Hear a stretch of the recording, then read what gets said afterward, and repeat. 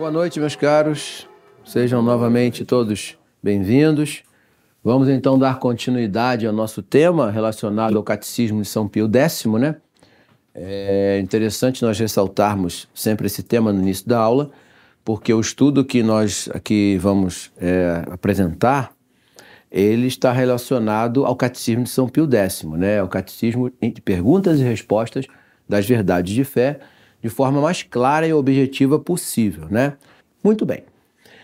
Nas aulas anteriores, nós começamos o estudo do credo, propriamente dito, que é a primeira parte do catecismo, depois daquela introdução sobre a religião revelada, a religião natural, de onde vem a revelação, de onde vem a doutrina, tudo isso nós vimos nas primeiras aulas. E depois nós introduzimos a primeira parte do catecismo, que é o credo, né? O credo já inicia, tem a sua abertura, vamos dizer assim, trazendo a figura de Deus Pai. Creio em Deus Pai Todo-Poderoso, né? Vimos que o crer na fé católica é uma adesão racional às verdades reveladas. Eu lembro sempre disso e repito, adesão racional às verdades reveladas, né? É preciso conhecer aquilo que foi revelado. Então, nessa revelação, nós aprendemos já que nós cremos em Deus Pai Todo-Poderoso. Nessa expressão, nós, na última aula, vimos aquelas categorias de Deus, né? As capacidades, ou os poderes, ou as prerrogativas, como os senhores queiram chamar, que são próprias do poder de Deus, e aquelas que são atribuídas às criaturas são as relativas. Tudo isso nós vimos na última aula, né? A imagem e semelhança de Deus está justamente nesses atributos. Muita gente pensa que é uma questão de semelhança física, mas não. É uma semelhança daquilo que essas criaturas receberam de forma relativa do Criador, que as possui de forma absoluta. Isso nós vimos na última aula. Por isso, creio em Deus Pai Todo-Poderoso. Vimos todo esse poder de Deus. Hoje, nós vamos entrar num assunto novo. Nós vamos tratar de Deus Pai, Criador do céu. O que vinha a ser essa questão da criação do céu? É tudo que está associado ao que não possui matéria. Logo em seguida, creio em Deus Pai Todo-Poderoso, Criador do céu e da terra. A terra vai ser vista de forma separada. Hoje nós vamos só tratar do céu. E quando nós tratamos do céu, a primeira figura que nos vem é a figura dos anjos. Vamos tentar entender quem são essas pessoas. Pessoas? Pessoas. O anjo tem personalidade. Vamos tentar entender o que eles podem, de que eles são feitos, como eles são, e nessa hora, infelizmente, às vezes a nossa imaginação, baseada nos artistas, nas representações, confundem um pouquinho a gente. Mas vamos tentar entender o que são essas criaturas que foram criadas primeiro que o homem, tá? Os anjos foram criados primeiro. Deus existe fora do tempo, mas no momento em que se tem criaturas, já existe uma sequência dessa criação. Então os anjos foram criados por Deus numa quantidade incontável. Sabe-se que o número de anjos é maior do que todos os homens que já existiram em todos os tempos sobre a face da terra. É uma quantidade assim inimaginável desses seres, tá? E para que Deus criou esses seres? Ele criou esses seres como uma forma de expansão da sua bondade. Antes de tudo, só havia Deus. Nós vimos isso na última aula, né?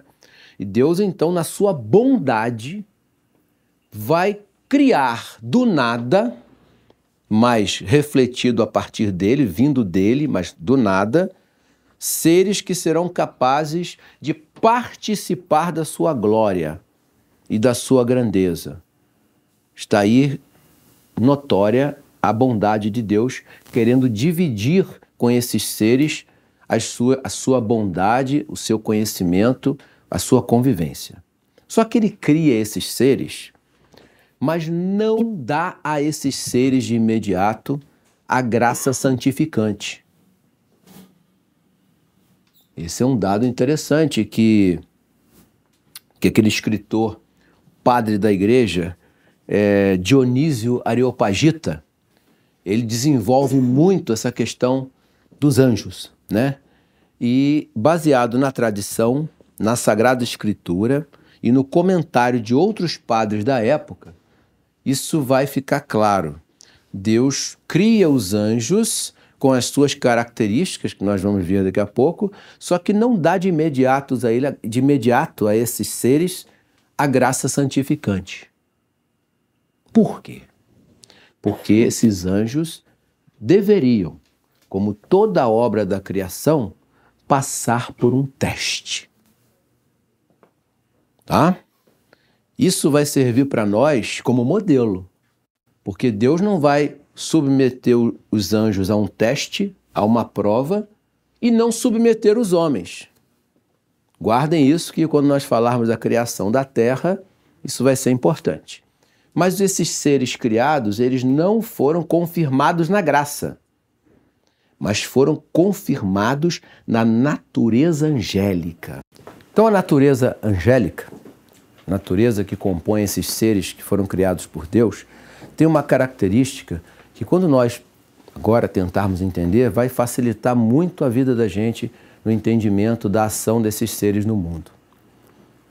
O anjo, ele tem como próprio da sua natureza uma capacidade de visão na qual, ao reconhecer um objeto, ele atinge completamente o ser do objeto sem necessidade de pensar ou estudar. Como isso?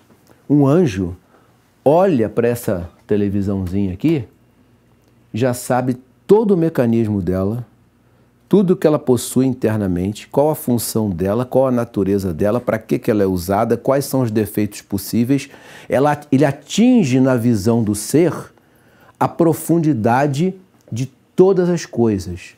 Isso significa que o anjo, ele nunca se arrepende de nada que ele faz, porque os atos dele são completos e finais em tudo que ele faz.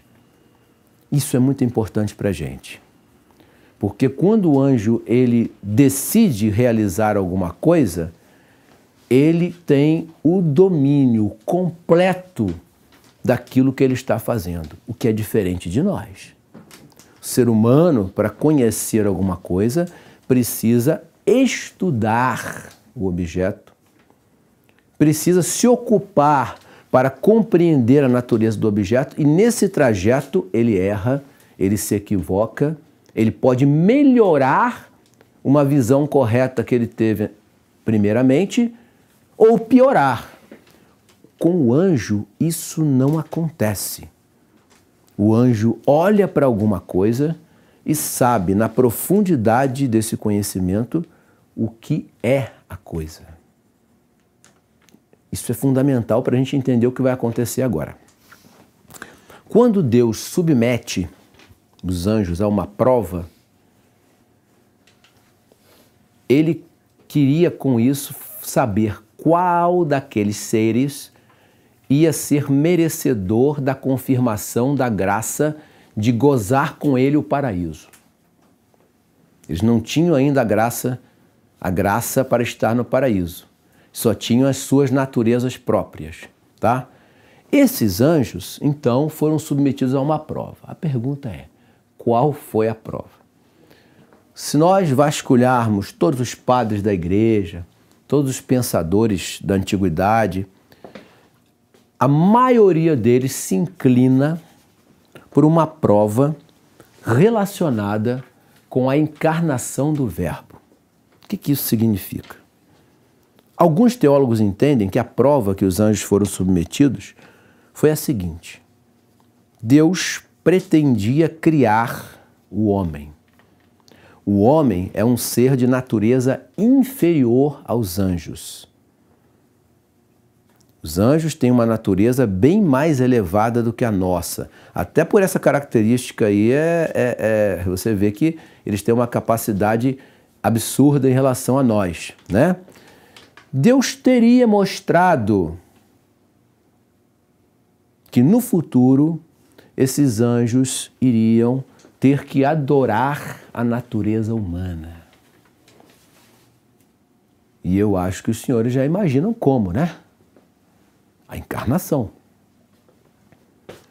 Quando isso foi posto, conta a tradição católica que o mais maravilhoso dos seres já criado por Deus, Lúcifer, foi o mais lindo, mais poderoso, inimaginável ser de beleza, grandeza, inteligência que Deus criou.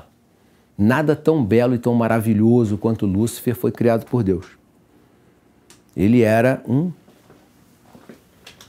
serafim. Mais alta dignidade dos anjos, que daqui a pouco nós vamos ver também, diretamente ligado a Deus, e estaria entre os anjos que ocupariam os lugares em torno do trono de Deus, como diz a Sagrada Escritura, tá? Esse anjo de poder inimaginável, beleza, grandeza inimaginável, seria aquele que primeiro não teria suportado essa prova, alegando que, por uma natureza tão elevada, ter que adorar algo tão baixo como um homem, como um ser humano, ele imediatamente, a visão do anjo, viu o que era e imediatamente escolheu estar do lado contrário disso. Essa escolha de Lúcifer não tem como, por natureza divina, voltar atrás. Quando ele escolhe essa posição, ele escolhe para a eternidade, para sempre. E a natureza do anjo impede que ele se arrependa disso. A escolha é perfeita. Ele, quando escolhe, e pela posição que ele exercia nesse mundo espiritual, ele leva com ele, como fala a Escritura, 1/3 dessas criaturas do céu. São os demônios. E curioso é que os anjos, na sua maioria, aceitaram a prova e, no meio de um arcanjo, que fica aqui, ó, se levanta São Miguel. São Miguel, por natureza, era inferior a Lúcifer em várias coisas. Tanto na sua corte, como na sua própria estrutura pessoal. Mas a força de São Miguel, unida à graça de Deus, ele ficou mais poderoso que Lúcifer, por causa da graça de Deus. Então, um único anjo é mais poderoso que todos os demônios, não por causa da sua natureza, mas por causa da graça que Deus confere aos anjos bons, os anjos que passaram na prova. Uma vez feito isso, senhores, nenhum anjo mais volta atrás. Os bons não têm como ir para o mal, vamos dizer assim, e os anjos maus jamais se arrependerão do que fizeram e passarão a eternidade tentando nos destruir. Tá? O demônio só vive para isso. É destruir o homem. E como é destruir o homem? Levá-lo para a perdição eterna. Eles vão fazer isso em ódio a Deus. O demônio sempre vai odiar. Ele pode até respeitar Deus, mas jamais vai amá-lo. É o ódio, tá? É o sentimento que vai nutrir para sempre esses seres, e eles vão usar todas as características da natureza deles para realizar tudo ao contrário da obra que pretende Deus para a salvação dos homens. Essa prova, eles caíram por orgulho. Foi o orgulho de Lúcifer, né? O orgulho de não aceitar. Ele viu que aquele homem seria Deus. e para ele foi insuportável ter que adorar uma natureza mais baixa do que a dele. Isso, a maioria dos teólogos que trataram desse tema chegaram a essa conclusão. Há algumas explicações um pouco diferentes dessa, mas essa é a predominante, tá? A igreja, é claro, ela não propõe isso como dogma, tá? Você pode achar que foi um pouco diferente disso, mas pelo testemunho dos padres da igreja, nós podemos muito certamente entender que deve ter sido exatamente isso, tá? Vasculhando a Escritura, vamos encontrar algumas pistas disso, tá bom? Ora, e esses anjos que tinham essa visão, essa capacidade de ir até o fim das coisas sem se arrepender e sem voltar atrás, esses seres, eles são puro espírito. Como tudo que é a criação do céu, é espiritual. Sendo puro espírito, não é possível, e agora todo mundo vai fazer uma cara esquisita, não é possível um ser humano sentir um anjo. Não dá. Nossa natureza é feita de corpo e alma. Nós temos matéria, nós temos sentidos, né, que são necessários para o reconhecimento das coisas. O que é puro espírito é inatingível pelos sentidos. Logo, jamais nós sentiremos um anjo. E agora, hein? Mas, professor, e as aparições dos anjos que aconteceram durante a história, O que acontece? Deus sabe, melhor do que ninguém, que a nossa natureza sempre precisa dos sentidos para entender alguma coisa.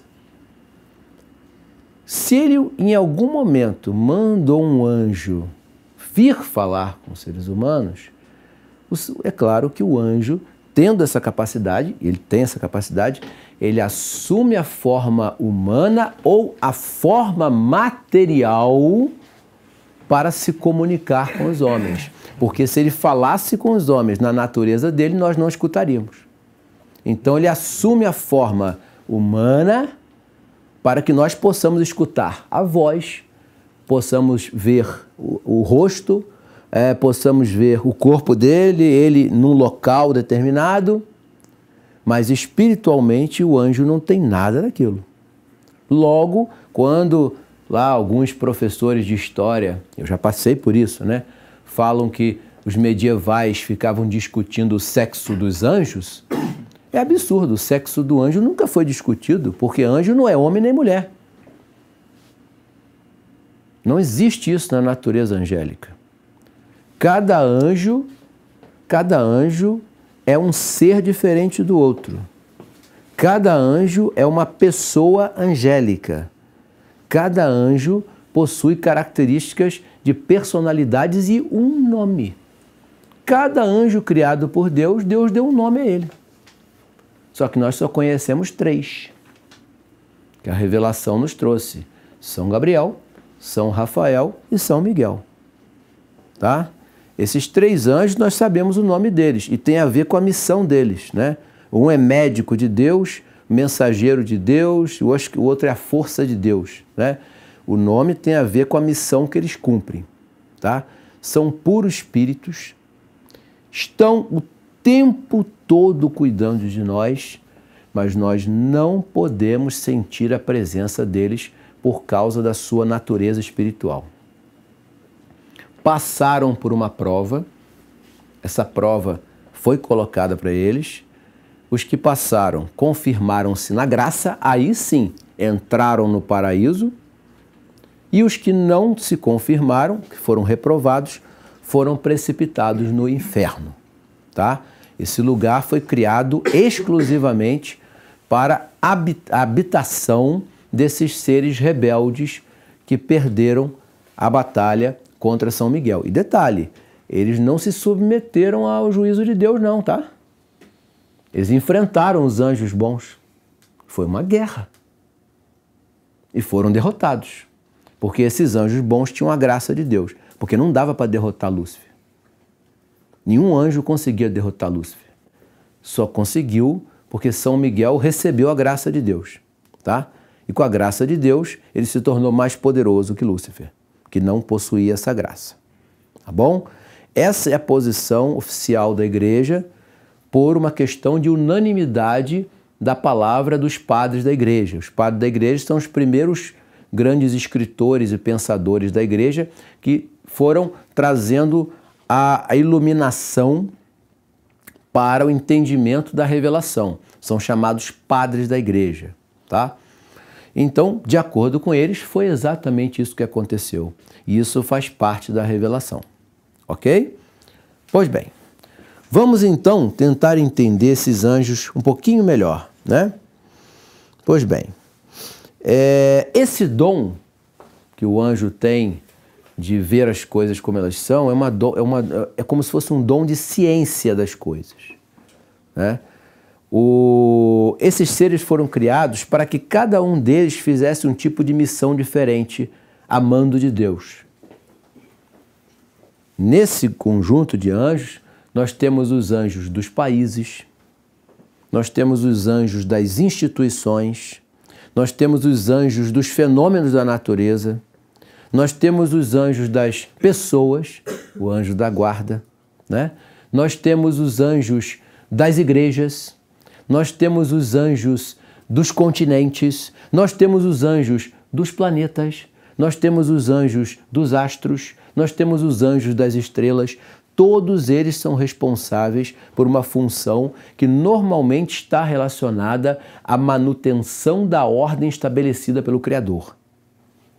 Deus criou uma ordem no universo e usa os anjos como uma espécie de... Como é que se dá uma pessoa? Como é o nome que se dá uma pessoa que conserva alguma coisa? É o... Curador? Não é o curador. Por exemplo, o indivíduo que mantém a eletricidade lá sempre funcionando. É um zelador. Um zelador. Isso aí. Muito bem. Um zelador. Um zelador dessas coisas. O anjo tem toda essa capacidade. Agora vamos entender melhor. Ele vê isso aqui, sabe o que é. Ele olha para uma pessoa, ele sabe o que é. Ele não obriga. Ele não manda. Ele inspira você a realizar uma coisa. O demônio é a mesma coisa, só que ele faz o contrário. Ele também vê o seu defeito e, por dedução, ele propõe a você a realização mais perfeita do pecado. Cada vez mais profundo, cada vez maior, cada vez mais vezes. Mas ele não consegue ler o que está passando na nossa cabeça. Isso é importante a gente saber. Os anjos eles não têm poder de nos impedir de fazer as coisas. Eles só são capazes de dar a nós uma espécie de iluminação do que nós devemos fazer ou não fazer. Mas eles não controlam a gente, tá? Eles nos protegem, mas não nos controlam. Isso é importante a gente saber, tá? Até para saber que tipo de relação nós temos que ter com o anjo da guarda, tá? Então, e até onde pode ir o nosso medo do demônio? Nós vamos ver isso mais para frente, tá? Porque, na verdade, ele não consegue ler consciências. Ele não consegue nem saber o que você pretende fazer, mas ele deduz. E a dedução dele é poderosa, ele normalmente acerta, tá? Mas ele não tem certeza daquilo que está passando na nossa cabeça. Por isso que quando um indivíduo toma uma atitude virtuosa na vida, os demônios o atacam com mais violência. Por quê? Porque, por que ele tomou esse caminho? Ele não costuma tomar esse caminho. Você está entendendo? Mas ele não sabia que você ia fazer aquilo. Tá bom? Então, os anjos conseguem ver a natureza das coisas, mas não conseguem ler o que nós temos aqui dentro da nossa cabeça. Isso só Deus é capaz de fazer. Todos esses dons que os anjos têm, os demônios também têm, né? Só que eles usam isso para destruir a obra pretendida por Deus, tá bom? Os anjos são criaturas livres e inteligentes. Só que a liberdade deles é direcionada naquilo que eles escolheram. Eles escolheram o bem, serão para sempre bons. Então, nesse sentido, eles foram livres para escolher. Mas liberdade, lembra na primeira aula? Liberdade não é fazer o que se quer. Liberdade existe para você fazer o bem. Você tem a possibilidade de fazer o mal, mas quando você faz o mal, a punição vem. Se eu tivesse liberdade de fazer o mal, ninguém poderia me punir. Eu não sou livre para fazer o mal, eu sou livre para fazer o que é bom. Mas posso fazer o mal. E ao fazer o mal, eu tenho o castigo adequado ao mal que eu realizei. Então o anjo escolheu o bem uma única vez e os demônios escolheram o mal uma única vez. E assim vai ser até a eternidade, por toda a eternidade. Tá bom? Então, eles também são capazes de, na nossa mente, eles não entram, mas são capazes de manipular a matéria. O anjo tem esse poder. Eles podem manipular a matéria. Como assim? Vou contar um caso real que aconteceu num mosteiro. Não vou dizer o nome do padre, tá? Porque realmente não importa. Tinha um padre, um monge dentro do mosteiro que ele era diabético. Né? E à noite, às vezes, ele tinha hipoglicemia, ele passava mal, né? E às vezes, dentro de um mosteiro, você sabe, né? Deu a hora de dormir, a hora de apagar as luzes, cada monge se recolhe para a sua cela e acabou. Você só vai ver aquele monge no dia seguinte nas laudes, na madrugada, né? Então o monge foi dormir, talvez não tenha se alimentado direito na noite anterior, teve um problema de hipoglicemia grave e estava quase entrando já naquele estado de choque. Vou chamar de choque, mas tem um nome próprio para isso. Neuropatia. Hã? Neuropatia? Talvez. É porque eu não sei o termo médico para designar isso. Mas o que aconteceu? O último monge a ir dormir, né, que estava verificando tudo, viu um gato. Um gatinho, cinza. O gatinho saiu lá pelo corredor, aí começou a raspar-se na parede, igual o gatinho faz, sabe como é que é? Aí quando chegou na porta do monge doente, ele ficou lá, ó, plum, plum, plum, plum, aquilo que o gatinho faz, plum, plum. Aí ele achou estranho aquela atitude daquele gato, né? E foi lá, assim, tipo enxotar o gatinho. Mas quando ele tirava o gatinho insistia em ficar naquela porta. Aí ele achou estranho aquilo, abriu a porta e o monge estava lá passando mal. Ele começou a salvar o monge. Cadê o gatinho? Sumiu.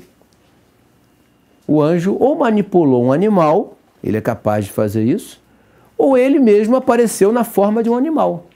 Também pode fazer isso. Tá?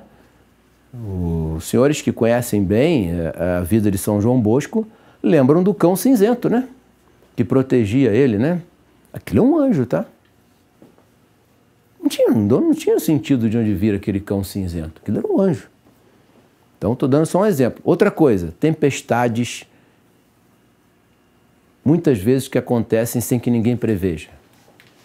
Pode ter sido provocada por um anjo, para castigo de alguma coisa, ou pode também ser feito por um demônio, por permissão de Deus. Porque os demônios só agem por permissão de Deus. Ué, Deus permite que os demônios... Ah, sim, depois não vamos entender por quê. É por causa da questão dos nossos méritos, tá? Então, esses seres incorpóreos, esses seres puramente espirituais, são capazes dessas coisas. Mas eles não costumam fazer essas coisas por brincadeira. Eles sempre estão prontos a realizar a função deles. Os anjos para nos proteger e manter a ordem da criação e os demônios para nos levar para o inferno.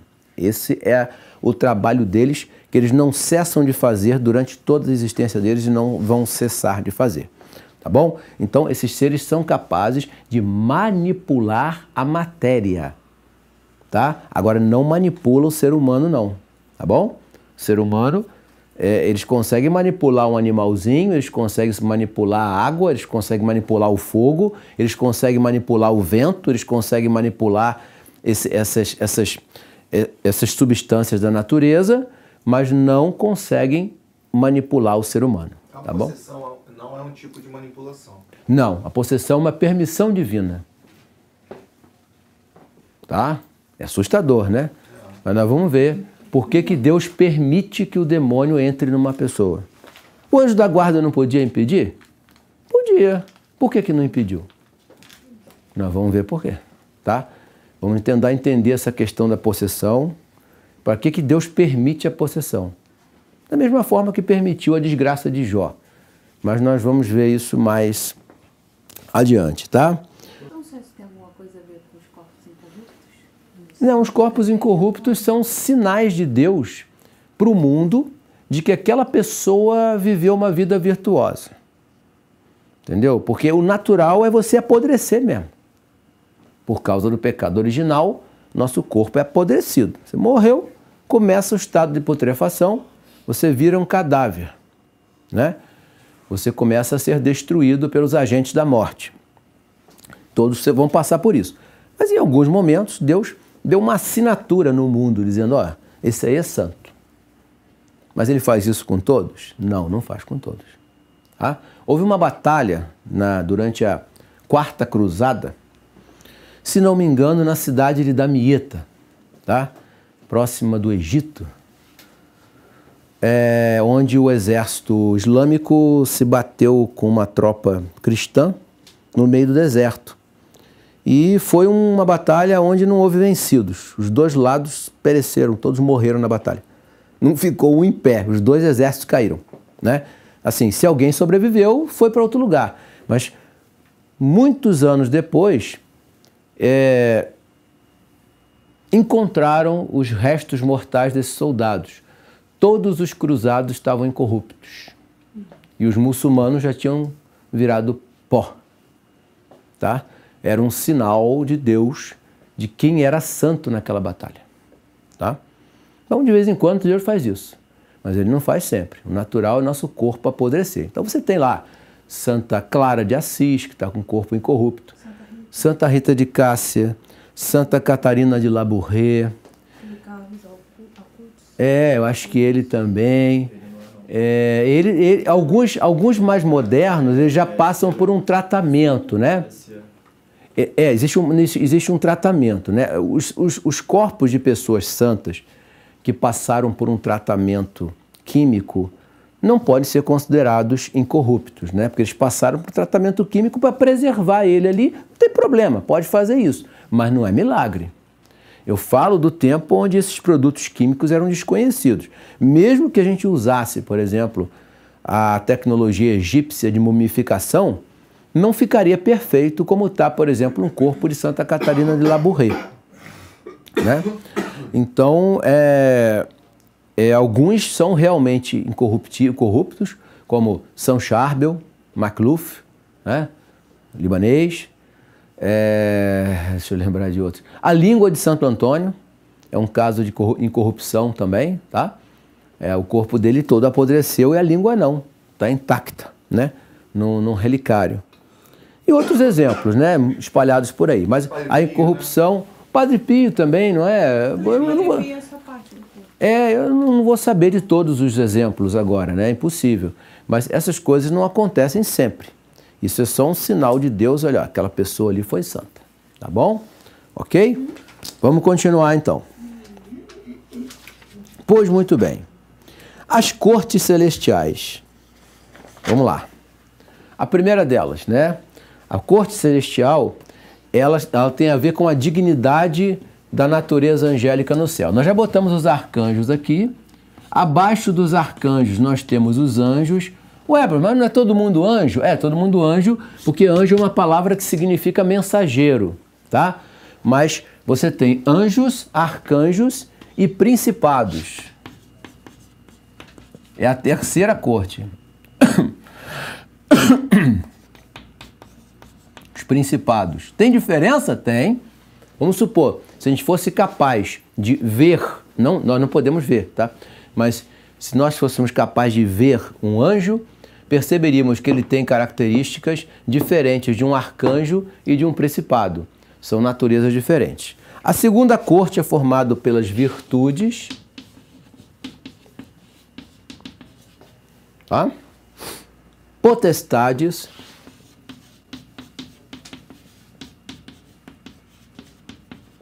encostou aqui no celestial, mas vamos lá.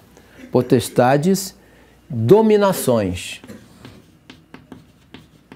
Isso aqui já é mais habitual, né? Normalmente as pessoas já têm esse conhecimento dessas cortes, mas a gente tem que botar tronos, os tronos, querubins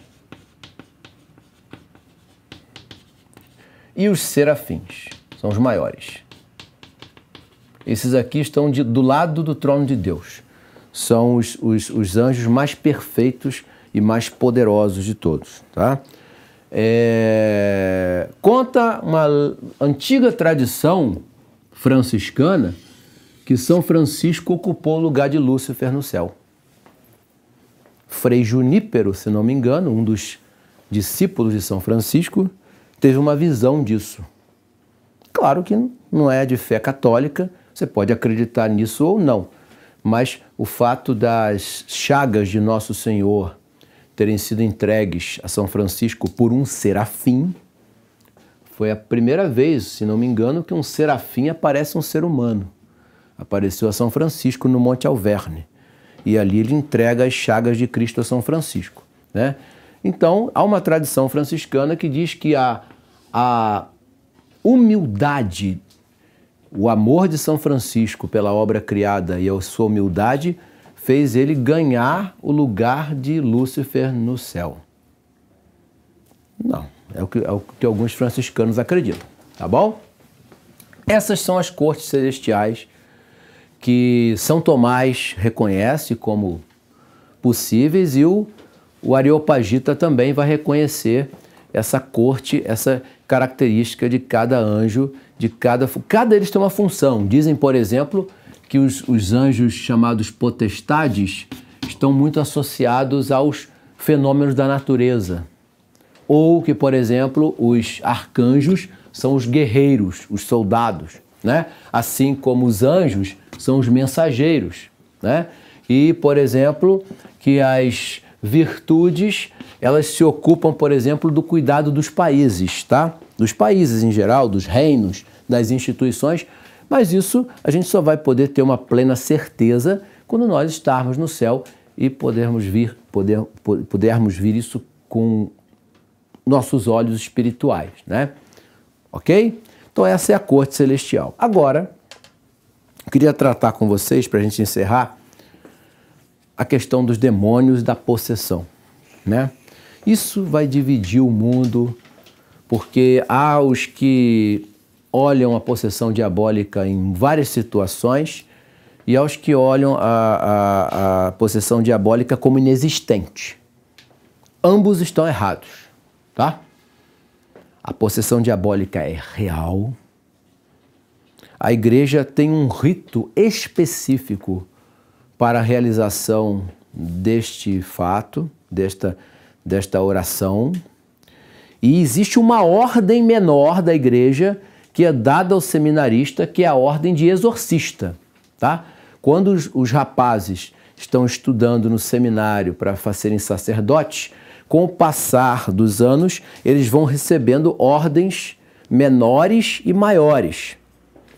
Essas ordens menores começam com hostiário, eles recebem a ordem de hostiário, é para cuidar do sacrário, fechar o sacrário.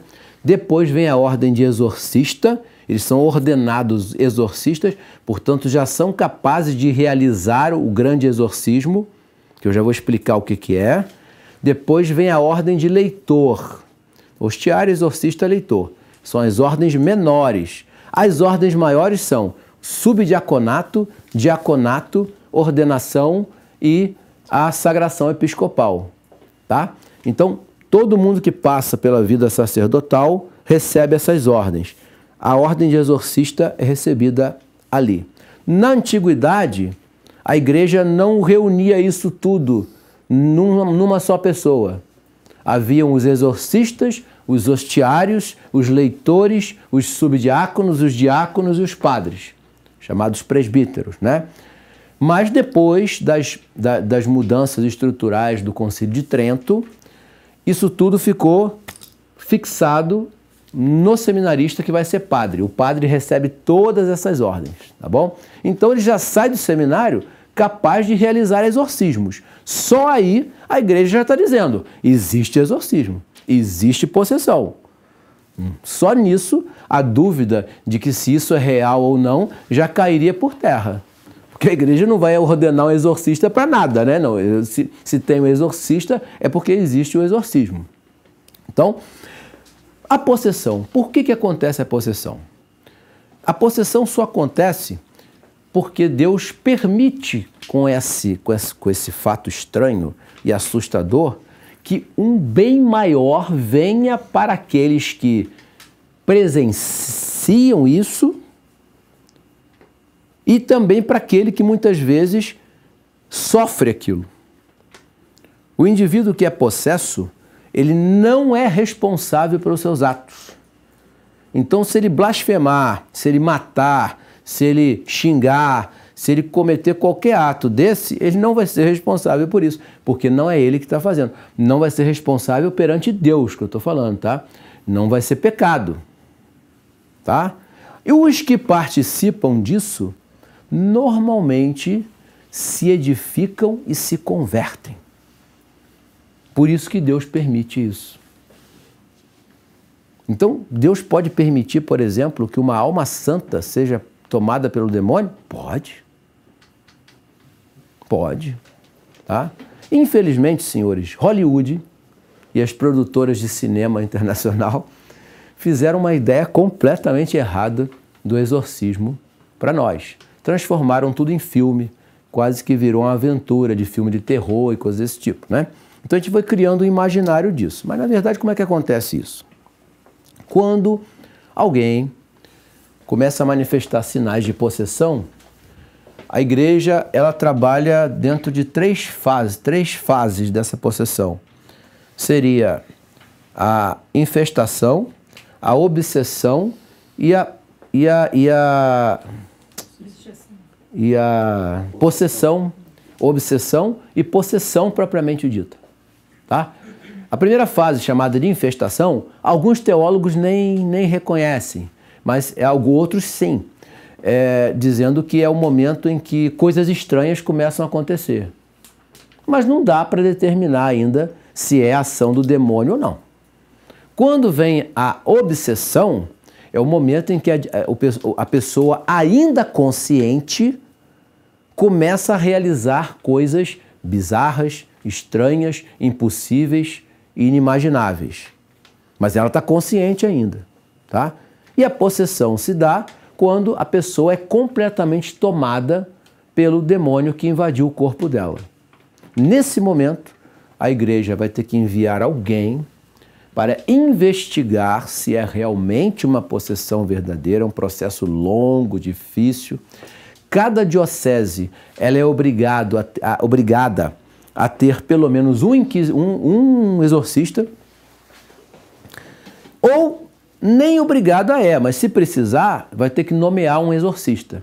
Então ele vai apurar os fatos, estudar o caso profundamente, chegando à conclusão que é realmente uma possessão, ele vai levar o processo para o bispo autorizar. Uma vez o bispo autorizou, ele então irá até o local para realizar o rito chamado de o grande exorcismo. É um rito prescrito pela igreja, enorme, pesado, difícil, aonde o exorcista vai começar o trabalho de tentar expulsar o demônio do corpo da pessoa. Esse exorcismo, senhores, pode durar 10 minutos ou 10 anos. Vou contar um caso real acontecido, só não vou dizer o nome do padre, tá? Eu não gosto de falar o nome de ninguém, assim, porque é complicado, né? Esse padre, ele estava visitando uma paróquia na França e lá o clero estava realizando um exorcismo num indivíduo. Eu não sei se vocês lembram de um antigo piloto de Fórmula 1 chamado Alain Prost. Uhum. Vocês lembram dele, não lembram do Alain Prost? Pois é, o Alain Prost ele tinha um mecânico que trabalhava na equipe dele que começou assim, em alguns momentos do dia, a apresentar sinais de possessão. Só que não era o tempo todo, não. Era num momento determinado. Dava tal hora, o indivíduo era tomado pelo demônio. Foi feita a investigação, foi feita a apuração, foi nomeado um exorcista, foi nomeado auxiliares do exorcista e eles começaram a fazer o trabalho de expulsão do demônio. A coisa já estava sendo feita há anos e o exorcista não tinha conseguido expulsar ainda o demônio. E então esse padre que estava lá foi convidado a assistir o exorcismo, né? Foi lá e a coisa é assim, é estranha mesmo, porque os exorcistas marcavam a hora com ele. Tal hora o senhor vem para cá, a gente vai começar o rito. E quando começava o rito, a possessão que estava nele se manifestava, né? E aquilo estava sendo repetido por vários momentos. No dia que esse padre é brasileiro, tá? Ele chegou lá, os exorcistas já estavam na fase de querer expulsar na marra mesmo, mas na marra da oração, né? E o demônio viu que tinha alguém que falava a língua portuguesa ali, né? E quis brincar com os exorcistas, né? Os exorcistas mandavam ele sair do corpo do indivíduo, aí o possesso respondia, nunca! Só que nunca é agora em latim, não é? Os exorcistas estavam entendendo nunca. Aí eles repetiam, nunca, que ou seja, agora. Mas ele não estava falando nunca, ele estava falando nunca, em português. Aí o padre entendeu, olha só, ele não está falando latim, ele está falando português. Foi aí que os exorcistas entenderam o que estava acontecendo. Esse padre voltou para casa e não soube mais notícia do que aconteceu com esse homem possesso. Mas o processo de retirada do demônio dele continuou depois, tá? Então, esses casos foram reais, e há muitos casos reais. Mas esses muitos casos reais, se comparados à quantidade de seres humanos, não é tanto assim. Isso acontece com uma certa frequência, mas não com tanta frequência como algumas pessoas imaginam, né? Então, o grande exorcismo é autorizado pela igreja, mas tem que ser feito com toda a prudência, com todo o cuidado, porque, de fato, no passado, não se tinham muitos conhecimentos que hoje nós temos no campo da psiquiatria, no campo da psicologia, e isso tem que ser levado em conta, tá? Eu não posso simplesmente... No passado, como não se conhecia essas coisas, muita demência, por exemplo, era atribuída à coisa do demônio. Hoje se sabe que não, que algumas coisas são problemas mentais mesmo. Então não vai ter grande exorcismo, mas nem tudo é problema mental. Existem os casos reais de exorcismos comprovados no mundo inteiro. É só procurar os processos da igreja, vocês vão ver vários exorcismos sendo aprovados, realizados e bem-sucedidos, tá? Bem-sucedidos. Mesmo que o possesso venha a morrer numa sessão dessa, ele não vai para o inferno, porque ele não fazia nada daquilo por vontade própria, tá? E normalmente onde isso acontece, quem está em volta se converte. É por isso que Deus permite. Às vezes, Deus permite essas coisas assim meio macabras do demônio para converter as almas. Vou contar um outro caso para vocês que não tem a ver com exorcismo, mas tem a ver com demônio, tá? Esse caso que eu vou falar com vocês foi de um pintor que... Vocês sabem que Paris é uma cidade cheia de artistas, né? Então eles ficam lá nas margens do Rio Sena, pintando aquelas catedrais, aqueles palácios, castelos, casas, né? Praças, né? E ele era um pintor e se dizia ateu, né? Sabe, eu duvido que existam ateus, sabe? Para mim, o ateu é alguém que substituiu Deus por uma outra forma de Deus. Ser completamente ateu eu acho meio difícil. Mas tudo bem. A pessoa diz que é ateu, tudo bem. Ele se dizia ateu, né? Não acreditava em absolutamente nada. E por não acreditar em absolutamente nada, achava curiosa todas as religiões. gostava de visitar várias religiões, né, para saber como é que é, entender, sem acreditar em absolutamente nada. Um dia, então, ele foi convidado para uma missa negra. Vocês sabem o que é a missa negra, né? É a missa satânica. É uma missa criada por uma suposta igreja satânica que tem organização na Europa, tal. A gente não precisa falar disso, mas é só para saber que existe essa coisa de missa negra, que é uma profanação da missa, usando situações que são sempre blasfemas em relação a Deus, né? Ele então foi chamado a participar de uma missa dessa e foi com a curiosidade como quem vai visitar o templo budista, a sinagoga ou a mesquita. Ele foi. E ao chegar lá, ele viu, olhou e percebeu naquelas almas um ódio profundo a Deus.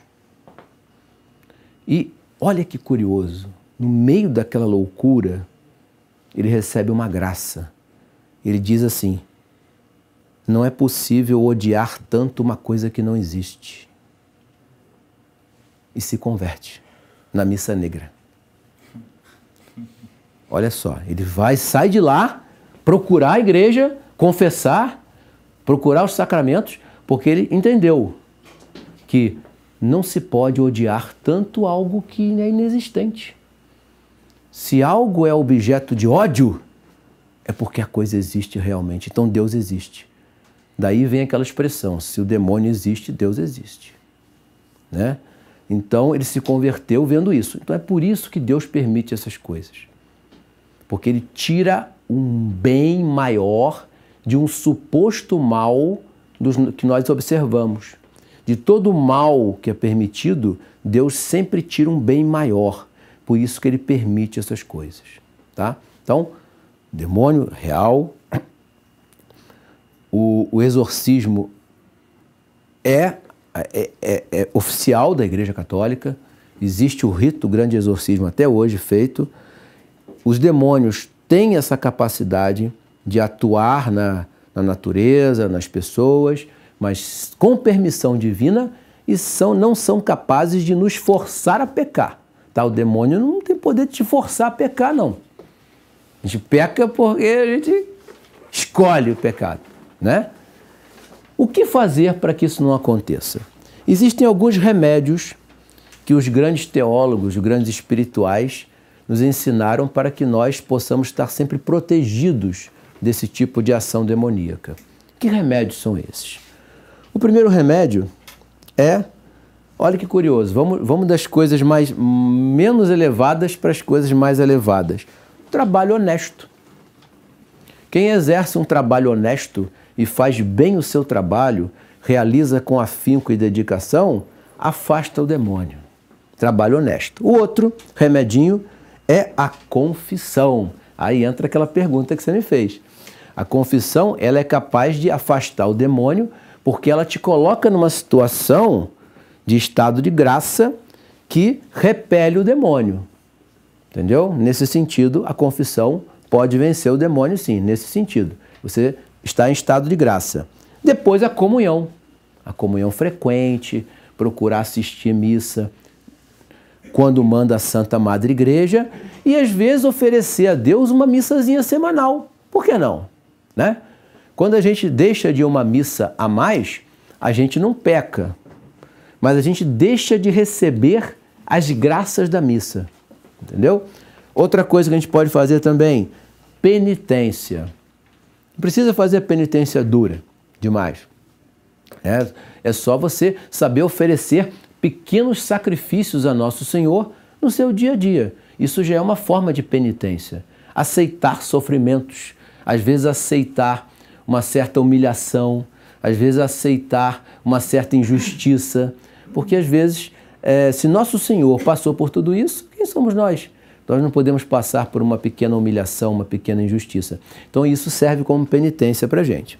Outra coisa também é a oração diária, a oração, rezar, fazer a oração da manhã, a oração da noite, rezar antes de se alimentar, rezar antes de trabalhar. Essas pequenas orações do nosso dia são excelentes também para afugentar o demônio. O sinal da cruz também é muito eficaz na hora da tentação, assim como o uso da água benta, né? A água benta é um sacramental, né? Não é um sacramento, é um sacramental. Um dia a gente vai ver a diferença de um para outro. E a maior delas é a devoção à Santíssima Virgem. É o ser mais odiado pelo demônio, porque ela não tem natureza divina. Ela tem uma dignidade tão elevada, mas ela não tem natureza divina. Ela é humana. Nosso Senhor é Deus, né? Mas ela não. E a dignidade que ela tem faz com que o demônio tenha um ódio especial à Santíssima Virgem, tá? Uma inveja gigantesca pela posição dela. E quando nós temos a Santíssima Virgem como protetora, como guarda e uma devoção bem feita em relação a ela, afugenta o demônio. Então nós não temos que se preocupar com isso, nós não temos que temer o demônio. O demônio é, como disse São Pedro, é um leão acorrentado, né? Uma fera acorrentada. Não é essa expressão que São Pedro usa? Eu acho que é. Não sei se ele usa leão ou se ele usa fera na palavra. Mas ele diz assim, é um animal perigoso, mas que está acorrentado. É só você não passar muito perto dele que ele não te ataca. É um leão. É um leão acorrentado. Pois bem. Então, nesse sentido, a gente não tem que temer o demônio. Se nós seguirmos esses passos, estado de graça, cumprir nossos deveres de Estado, fazer as nossas orações, assistir à missa e uma devoção profunda e perfeita à Santíssima Virgem sempre nos manterá protegidos diante desses seres malignos. Perfeito, senhores? Tudo bem até aqui? Bom, alguma dúvida, alguma coisa que vocês queiram comentar? E a gente, depois disso, a gente encerra. Eu tenho dúvida. Pois não. Mas dúvida não é dúvida, não, é curiosidade. Sim. Talvez eu não saiba, né? Mas assim, essa curiosidade vai ficar, de qualquer forma. Tudo bem, tudo bem, tudo bem. Essa função do trabalho honesto, a origem dela teologicamente falando, está em algum tratado sobre os anjos? Seria São Tomé de Aquino? Não, mas o trabalho honesto que eu falo é o nosso. Não, sim, eu entendi. Ah, sim. Sobre o trabalho humano. Ela sim. tem sido citada sim. como uma espécie de remédio. Um remédio contra o demônio. A ação demoníaca. Sim. Né? Entendendo a ação demoníaca como por intermédio de mudança do ambiente, influência na modificação da realidade, da matéria, né? Favorecendo a nossa queda moral. Sim. Esse hábito do trabalho, o trabalho honesto como hábito, blinda para esse tipo de queda, é bem claro para mim em diversos sentidos como, né? Mas assim, é estranho que venha, né, numa situação extrema, né, de ataque demoníaco e não como uma exortação permanente, né, à caminhada de justiça. Mas por que há uma associação com o que é permanente? Porque essa luta nossa para ir para o céu contra os inimigos da alma é a vida toda. Não é? Não vai ter momento na vida que a gente vai estar tranquilo, assim, agora eu posso ficar à vontade, que eu não vou ter nenhuma tentação. Não vai ter. E o trabalho também é uma forma de penitência. Isso. Então... O trabalho, na verdade, é um castigo. Se nós não tivéssemos cometido o pecado original, não teríamos que trabalhar para nada. Teríamos tudo à nossa mão, tá? O trabalho é um castigo. Mas é um castigo que é o seguinte, é um castigo. Mas se você cumprir direitinho o seu castigo, você vai ganhar as benesses disso. Quais as benesses disso? O trabalho honesto, ele gera uma ordem no ser humano que vira como se fosse uma grande blindagem contra a tentação. A ociosidade, não tem um ditado antigo? A ociosidade é a oficina do demônio. Por que falavam isso? Porque quando você não está ocupado de alguma coisa honesta, um monte de besteira vem à sua cabeça para fazer. E aí a natureza humana, que é decaída, é tendente para o pecado, vai acabar fazendo. Né? Pode falar. Essa semana na Liga Cristo Rei, Durante uma confissão, o padre estava conversando comigo e ele falou que no juízo final, dos critérios a serem utilizados seria o bom uso do tempo. Interessante. Ele falou que o bom uso do tempo. O bom uso do tempo. É, o bom uso do O tempo. trabalho honesto é o bom uso do tempo. Exatamente, questão de... É o trabalho honesto, frutos, né? O trabalho, exatamente. Ele falou Você... que um dos critérios seria o bom uso do tempo. Porque existe a tentação para tudo, né? Você está trabalhando, fazendo muito bem o seu trabalho, daqui a pouco vem a tentação. Eu poderia fazer isso aqui, mas vai dar trabalho, vou fazer diferente, né? Você já vai dar uma escapadazinha ali, já vai fazer um negócio meia boca, né? É uma tentação, né? Então, você faz o trabalho direitinho, melhor que você puder, um trabalho honesto, isso afugenta a tentação, afugenta as ações do demônio, tá? Diga. Não, diga. Então, no Evangelho, né, tem uma passagem onde Pedro ele fala para Jesus Cristo ter misericórdia dele mesmo, ter piedade, tem piedade de si mesmo. E aí ele fala para Pedro, né, para trás de mim, Satanás. Ah, sim, eu lembrei agora, exatamente. Ele propõe a Nosso Senhor a não passar pela cruz. Sim. É muito mais grave o que São Pedro faz, né? Quando Nosso Senhor fala que o Filho do Homem vai ter que morrer, passar pela mão dos pecadores e sofrer a morte, o que São Pedro fala? Então, não, vamos embora daqui, vamos fugir daqui. São Pedro era assim, né? Chesterton, por exemplo, Chesterton falando, tá? Não sou eu. Chesterton dizia que São Pedro era um embusteiro. Tá? Era um indivíduo que queria resolver as coisas na base da malandragem. Mas ele tenta isso. Nosso Senhor fala, vá de retro Satanás. Mas ele não está chamando São Pedro de Satanás. Ele está dizendo que aquelas palavras que saíram da boca de São Pedro foram inspiradas por Satanás. Porque é ele que não quer a redenção do homem. Okay? Eu sempre li essa passagem, sempre associei muitas assim, a ideias hoje que circulam na sociedade em si, Sim. como fossem ideias do maligno que Sim. faz pessoas se perderem, né? Exatamente. Que acaba entrando no uso comum da sociedade. Sim, né? sim. Nós estamos numa sociedade pós-Revolução Francesa, né?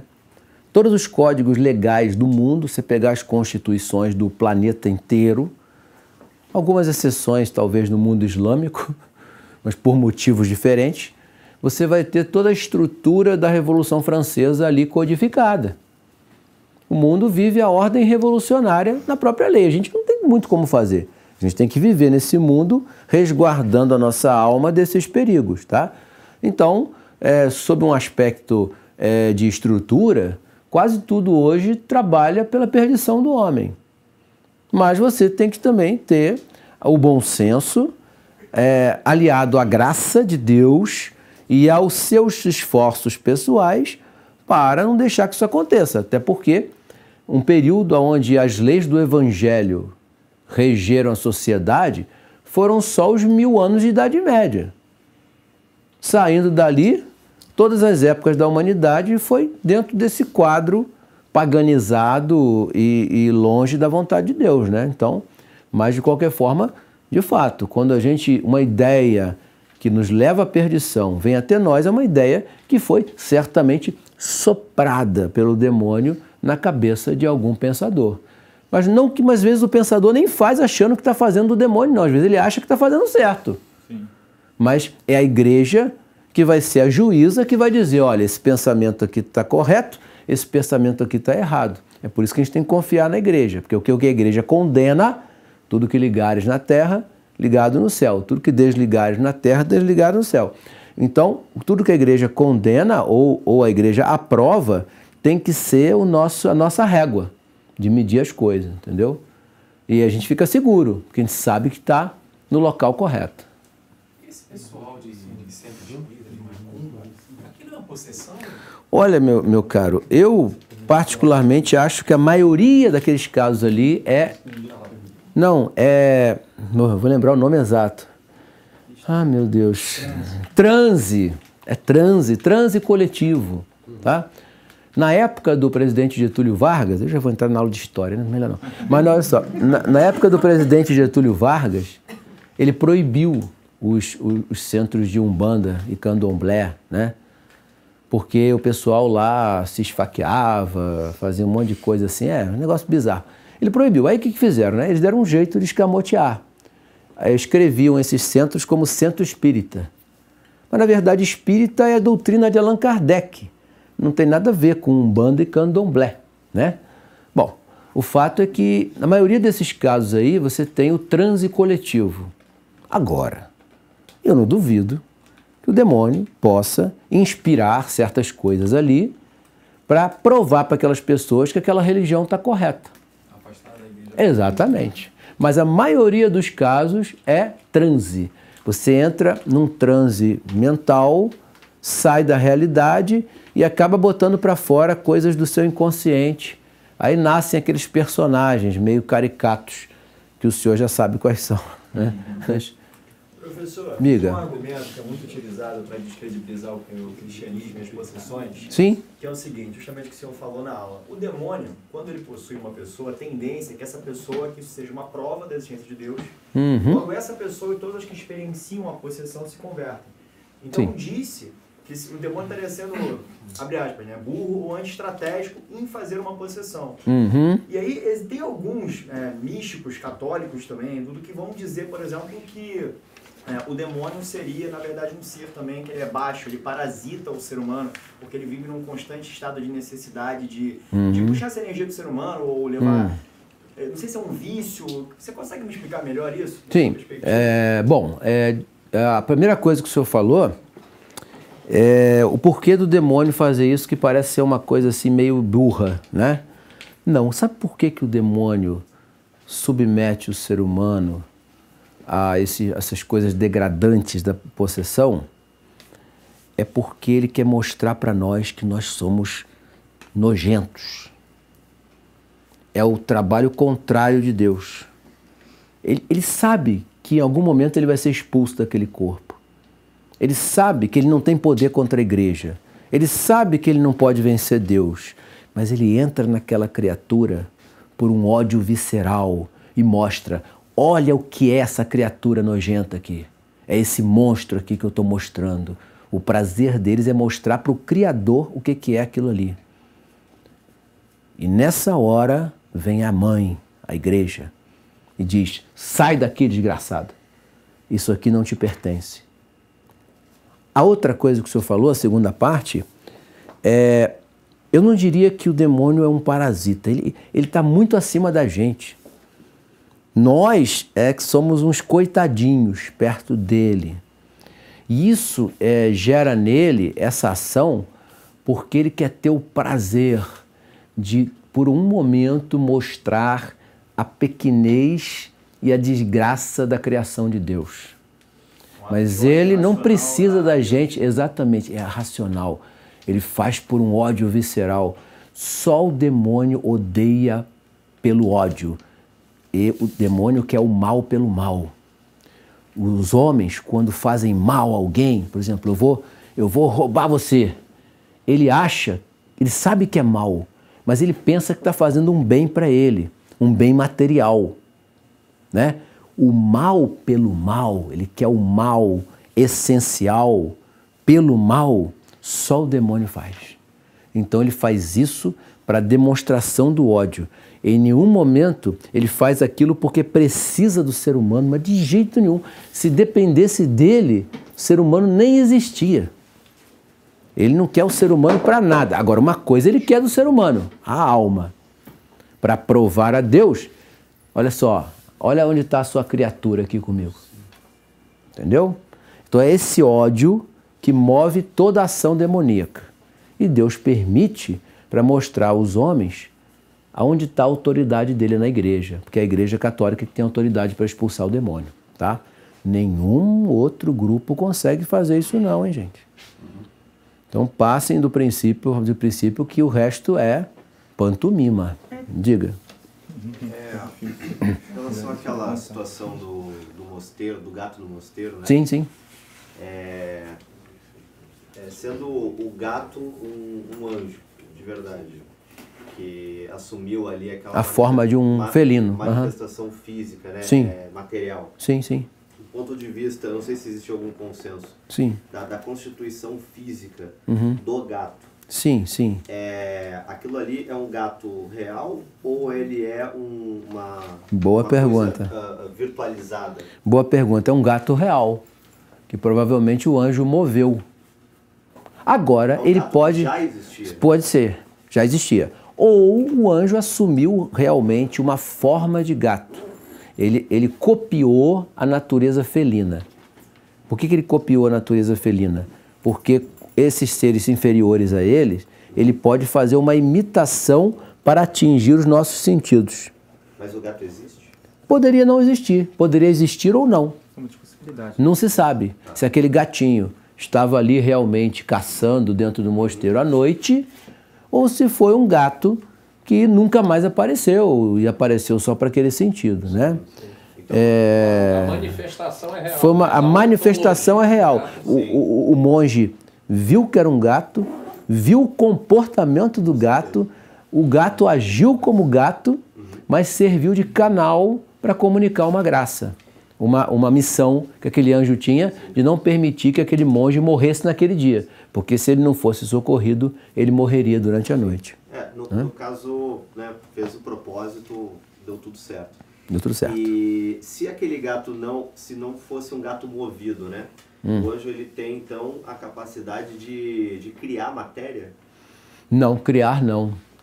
Ele assume a forma da matéria. É uma metamorfose, ele não cria, né? A criação é exclusiva de Deus.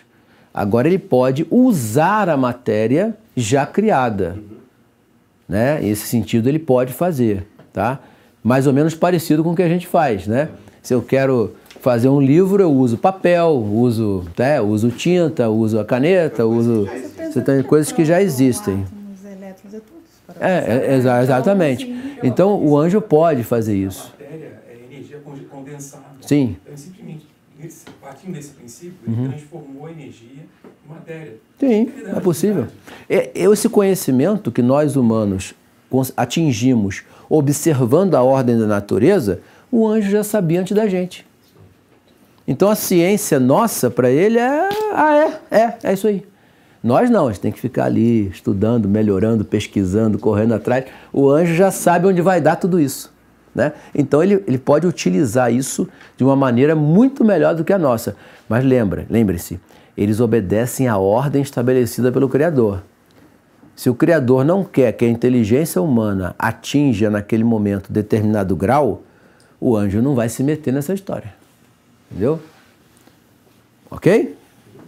Então tá bom. Só uma coisa assim que tá bem alta, né? Recentemente, né? Com divulgações de OVNI, essas coisas de extraterrestre. Sim. É algo que tá ficando em alta, né? Seria isso uma normalização do demônio? Olha, essa questão dos OVNIs, São Tomás responde.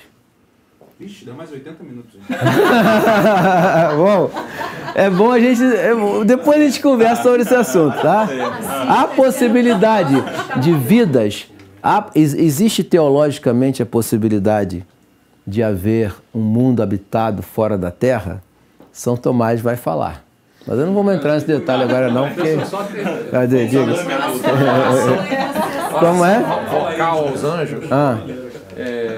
Eu acho que o que falta, a leitura que eu tenho, né, é de que a oração vocal aos anjos, ela auxilia muito mais a quem faz a oração do que aos anjos, claro. A despeito dos anjos não terem esse contato de sim, transparência a respeito eles da foram nossa dados alma. a nós, Sim. para nós. É um presente, é um amigo, é um irmão. Parece... Inclusive o catecismo diz que a gente tem que tratar os anjos como se eles fossem nossos irmãos. Sim.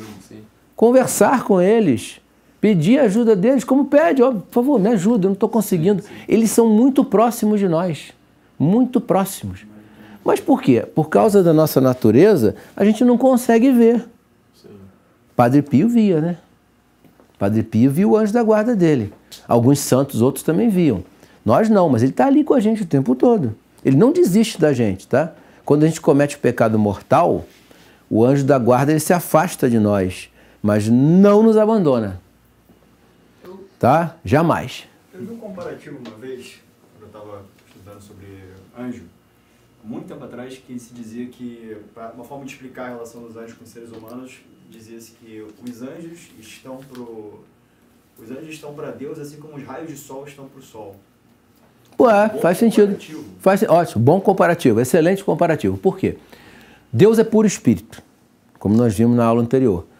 Quando ele cria esse mundo espiritual, que é o céu, ele irradia características dele para esses seres criados. Daí eu posso comparar com o sol como uma alegoria. Muito bom. Expansão da bondade. Pois não. É herético você priorizar uma oração para os anjos do que uma oração diretamente para Deus? Não. É perigoso? Não, pelo contrário.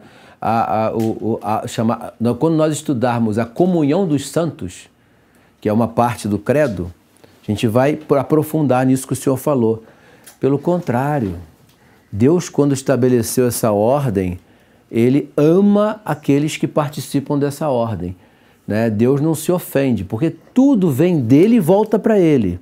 Então, se eu tenho uma devoção muito grande, por exemplo, a São João da Cruz, mesmo que eu só faça orações a São João da Cruz, eu só rezo para São João da Cruz, eu só faço a novena de São João da Cruz, aquilo tudo ali está indo para Deus pelos méritos dessa alma santa. Então isso não ofende em Deus absolutamente nada. Perfeito. Bom? Obrigado. Nada, eu que agradeço aos senhores. Vamos encerrar por hoje. Até amanhã. Muito obrigado, em nome do Pai, do Filho e do Espírito Santo. Amém.